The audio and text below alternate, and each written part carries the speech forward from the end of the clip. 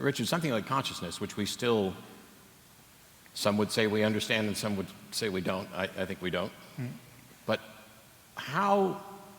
what would be the evolutionary advantage in the process by which we get to consciousness as we have it, as we seem to have it, that might distinguish us from other animals?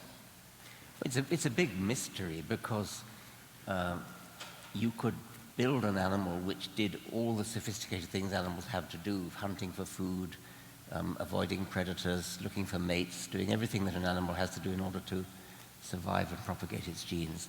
And I don't think it would have to be conscious at all.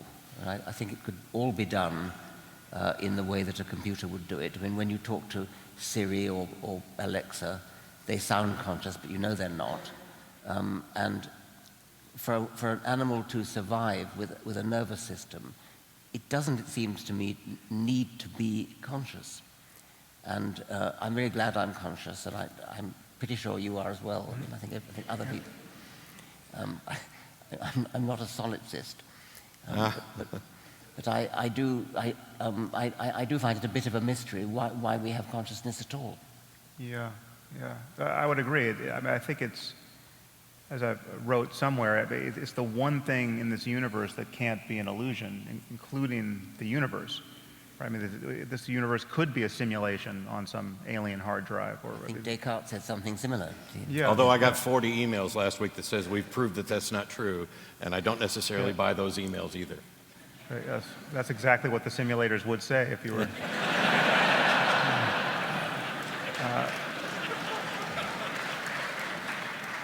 But I mean, consciousness as just the felt sense that something is going on, the fact that there's an experiential quality, whatever this is, whether you're a brain in a vat, whether you're in the matrix, whether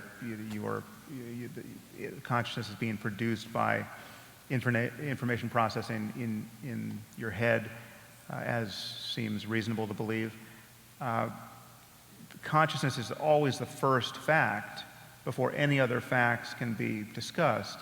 And it's also the most important thing in the universe. It's the only thing that makes, at least in my view, it's the only thing that makes the universe important. The fact that the lights are on, the fact that it's possible for the lights to be on. If we knew that this universe, if you told me there's a universe somewhere that's got stars and planets, but it's got the constants of nature are tuned just a little awry so that conscious life is impossible, that is a deeply uninteresting universe, and consciousness is the only ground for any moral dimension to our lives too. And yet, I'm with you in feeling that it's not clear that it does anything, and it's not clear that it would be. It's not clear how it would be selected for, because I mean, if you just look at your own experience, everything that you're conscious of, anything that you seem to be consciously deciding, or any place where it seems that consciousness is necessary to integrate information behaviorally,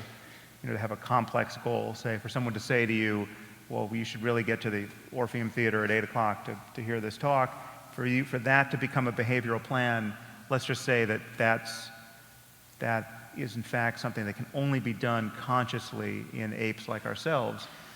Still, it's not clear why, well, as you said, it's not clear that that should be the only way that it gets accomplished, and we could easily build robots, one presumes, that could do these things without it being something that it's like to be those robots. But even in our own case, if consciousness really is just what it is at the level of our neurophysiology, it's only effective in virtue of what it is at the level of neurophysiology. So the fact that there's a subjective side to it doesn't matter. I mean, the fact that you're having this experience now, which again is the most important thing in anyone's life, the experience side of it is not what is actually behaviorally effective if in fact consciousness has the other face, which is its neurophysiology and its information processing dynamics.